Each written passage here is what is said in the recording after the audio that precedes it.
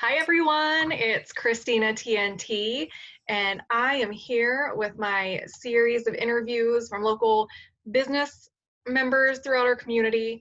And today we are speaking with Kara Becker from the Hub in Prineville, and she's going to tell us a little bit more about what she does and offers and about her businesses. Hi, Kara. Hello, I'm so honored that you chose me to come and be interviewed. It's nice to see you. I haven't seen you in forever. Oh, I know. I saw a friend earlier who pulled up to curbside, and I was like, a friend. It's so hard not to hug people. Yeah. So you want to hear about the hub? Yeah, the Hub, Howard Hall, all of the cool things you have going on, because there's a lot to what you do. It's not just a storefront. You provide so much to our community. Yeah. So coffee house, bookstore, antiques, collectibles. Howard Hall is an event venue, which can't have events right now. And then we're also Uhaul Dealer. We did just recently kind of downsize a little bit with our U-Haul, and we're only doing trucks, no longer any trailers. And then we also have boxes and packing supplies, and we roast our own coffee and we bake all of our own stuff as well too. That sounds good. I'm gonna have to come by and get some stuff. Yeah. So, how long have you been doing the bookstore thing, and how did all of that kind of get introduced?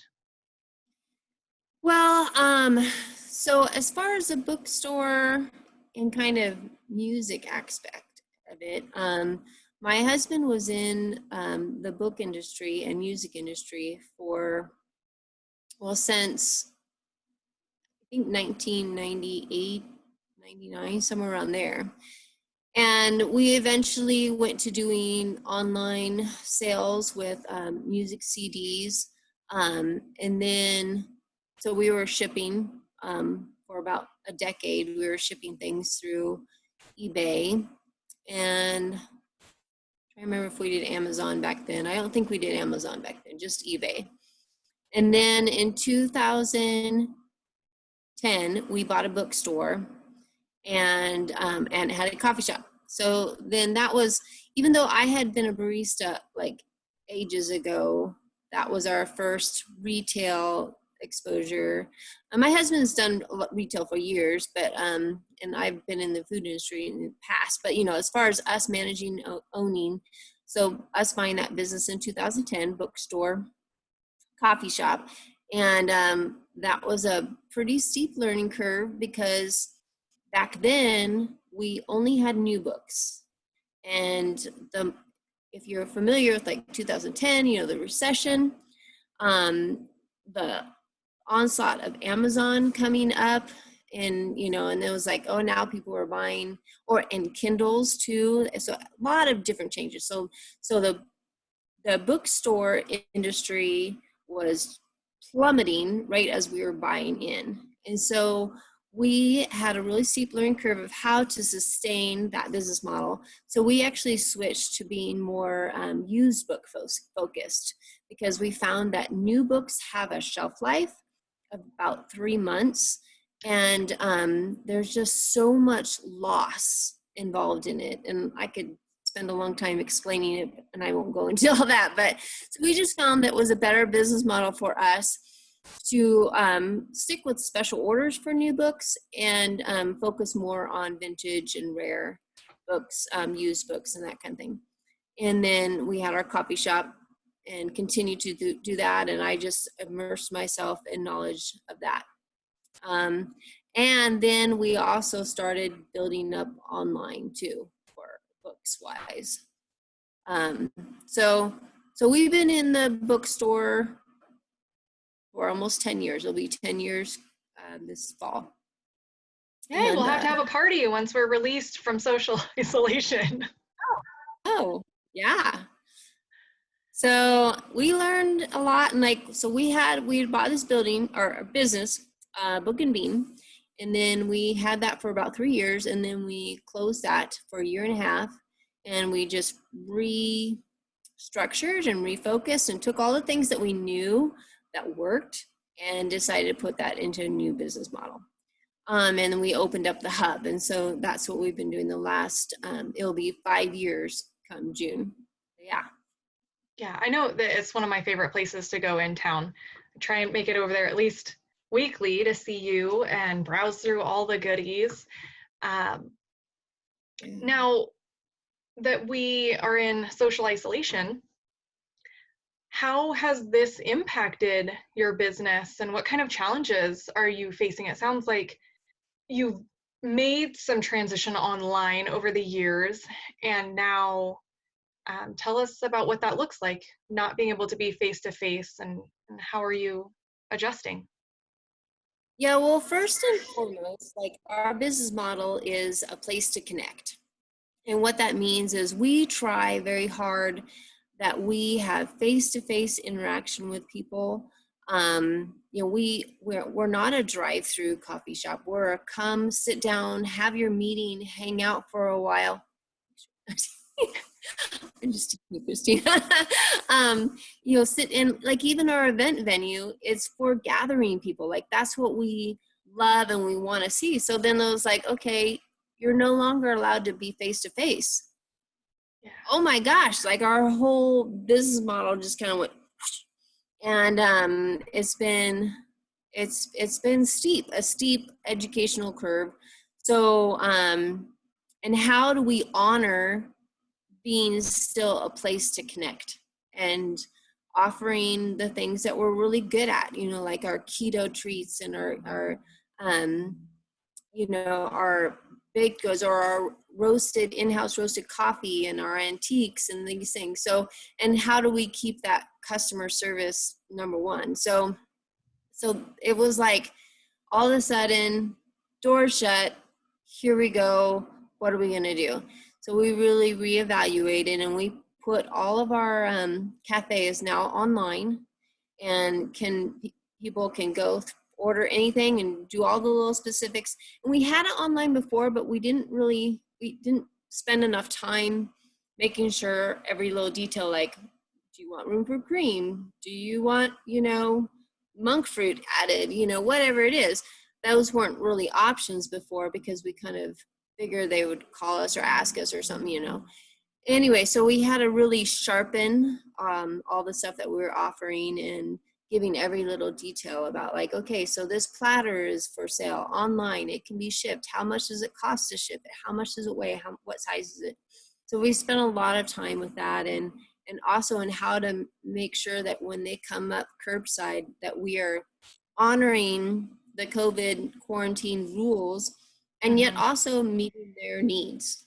And so we've been doing a lot of that. Good. I don't know if I answered it. Yeah, no, that was great. It sounds like you have been able to adjust really well. Have you itemized everything in the store to put online? No, Oh, okay. that was, I think that would take about 10 years. No, but we have currently almost 2,000 books on Amazon. So, and that isn't something we've done in the last few weeks. We've been working on this for a few years, getting all of our inventory on Amazon. And so actually one of the benefits that quarantine has happened is because Amazon has put restrictions on what they ship, that has allowed third-party sellers like myself to rise up in the food chain. And so we have had an increase in our online shipping. So I sell currently on Amazon and Alibris, and we ship around the nation. And we also are in Canada and Mexico as well. That's awesome. I had no idea. Yeah. And so we have all of our books online for Amazon. So we have our store for that. And then our all of our food is on a Square retail site, online site that we have also on our website. And then we're slowly adding all the antiques and stuff onto there too. It's just very time consuming. Yeah, tell us about, I'd love the audience to hear about your family and how this is a family run business. Because it's not just you and your husband, you've got a lot of hands there helpful, and you're homeschooling already, so the school thing hasn't really changed much. Tell us a little bit about that. Well, ironically, the school thing has changed in the opposite way that it has for the rest of the world.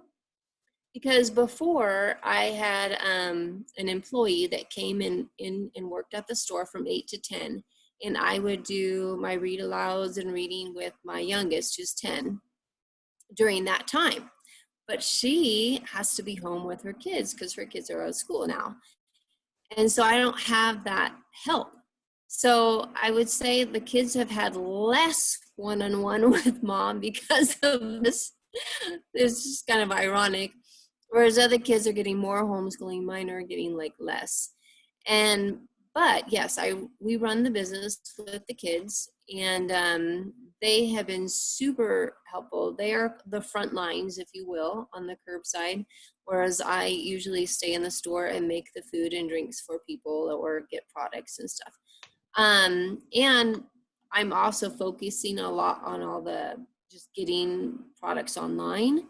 So that's one of the reasons they're the front line, meeting people at the curb kind of role. And then we also have our 18, almost 19-year-old is home from college. And so our house has now 5 kids at home. We had 4, now we have 5 kids at home. And so I've enlisted the help of him a little bit with some things at the store here and there, and like going to get a Uhaul in Bend. And I've also told him I might rely on him for delivery because we now offer delivery within 5 miles of the store as well. Oh, that's awesome. Yeah. And okay, I homeschooled for a while before I put my son in school, and there's a huge difference between homeschooling and distance learning. I'm just throw that out there. It's a whole other conversation we'll have, but it is not the same at all. All right, so you've spent some time, you're getting these transitions done. It sounds like this is going to be very beneficial for the business once things smooth out and we're all able to reopen too, because now you're going to have all of these platforms in person and online. What are some other positive outcomes that you've seen in your personal life, with your family, with our community, or your business? What have you seen that you want to share? Because I think that's one of the most important things right now, is to look for the positive outcomes in all of this. I agree. Well, one of the things that's been huge for us is, so we have a little house on the other side of town, kind of near you, and we inherited this house and it has been neglected, and we just haven't had the time before to really spend too much time at home working on projects. Or maybe they might be a project that took like a whole day, and you only have a few hours, so it gets put off because you don't have a whole day. And so we have been able to do so many projects at home. It's incredible, and it's coming like our dream for our house is that it becomes an oasis and a place that we like coming home to, and that we come home after working 9 hours and are smiling, not like, oh, I have to get this done. And so that's been huge, is we've been able to clear out garbage and brush and organize, and because there's just so, like, we had tow company come take a trailer that was in our yard and a car that was buried in our yard, and we were able to unearth a camper, and I think that went to the scrap yard as well. And so we have been able to get rid of so many things in our yard, just either taking to dump loads or having the tow company come and get stuff. And I saw your Instagram post. It looked like you were on a treasure hunt. It is. It's amazing. Like I every time I walk by, I'm like, I find something else in the yard. I'm like, how did I miss this? You guys using a metal detector? No, not yet. We haven't even gotten that far. The latest treasures that you saw, they were in a trailer in our backyard. And so this trailer was just full, and all those things, the antique seed planter, antique mower, wine barrels, those are all just in a trailer. Yep. Yeah, so that's the huge positive, is we have been able to really enjoy our home and do a lot of projects. And honestly, that's the hardest thought about going back to normal. It's like, how do I balance being able to be home more and run a business? Yeah. That's hard. Yeah. I've definitely been hearing that more and more. Well, what are some recommendations you have for the audience on being an entrepreneur, being a mom, or a community member while we're going through this? Do you have any thoughts on how they can stay sane or safe, or anything along those lines in any of those areas, or all of them? Please share, because I value your input so much. Well, I've learned how to make lemon drop martinis now, so that's, You're gonna share that recipe so I can post it? and I make it sugar free too, so it's keto. Oh yeah, we're gonna need link to that. You're gonna put it in a blog? Yeah. Okay. Um, so let's see, but other than that, I think the biggest thing is, as an entrepreneur, sometimes it feels like every day you have to learn something new. And that has been the biggest struggle, but also the biggest reward is pushing myself to learn things new, like Zoom, or like right now I'm live streaming this Zoom call. Yeah. um, and things like that, trying out new apps, figuring out like how to integrate different platforms. That's been huge. There's all these words, like we got a new printer, okay, in all of this. And it's a ticket printer. So what that means is when someone puts an online order, it automatically prints out a ticket to alert us of their online order. Awesome. Yeah, super cool, super cool. Or if someone is out of the curb, which is a good, 75 feet from my cafe counter, and they're taking the order for the customer, it will print the ticket in my kitchen. Saves a lot of time, a lot of headache, a lot of yelling through the store, Mom, make a mocha. Oh my But, gosh. but I get this printer, and it's like, use the LAN and the WSB and the something, something, something. I'm like, I don't know what it's talking about. I will admit that I pawned it off on my husband to figure out, but, and he did brilliantly.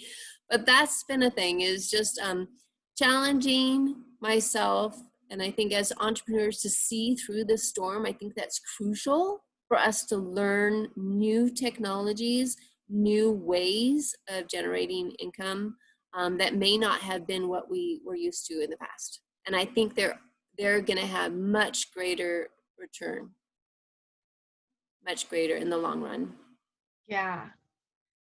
Oh, so I added a new question. I forgot to send it to you. Sorry. What book or podcast are you reading right now? Well, I just finished a book by Donald Miller. It's like a million miles and 1,000 words. I can't remember, but that was really good and inspirational. It's about your story, and about just using the analogy of your story as your life, and how to make it, richer, more interesting, more victorious, so that's really challenged me in reading that. I just finished that, and so that was really fantastic. And like one night, after I was reading this chapter, and I was like, okay, I'm doing it, I'm going on live right now. And I it was just that pushing yourself, because that's where great stories happen, is when you get out of your comfort zone Mm-hmm. and you push yourself into something new and challenging.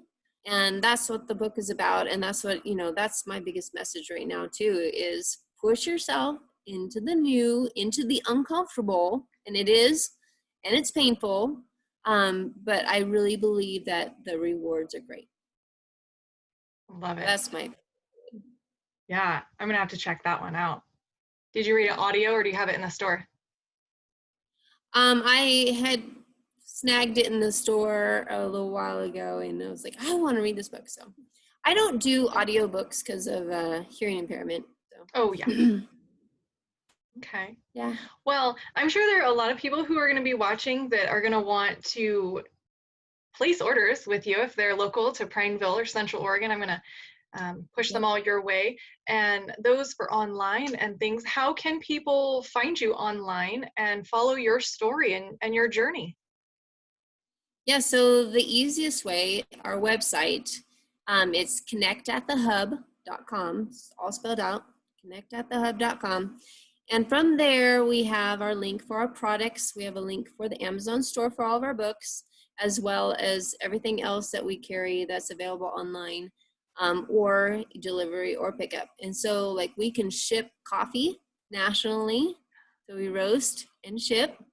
And then as far as like, if you want a mocha, you can do your order right there. You can follow us on Instagram.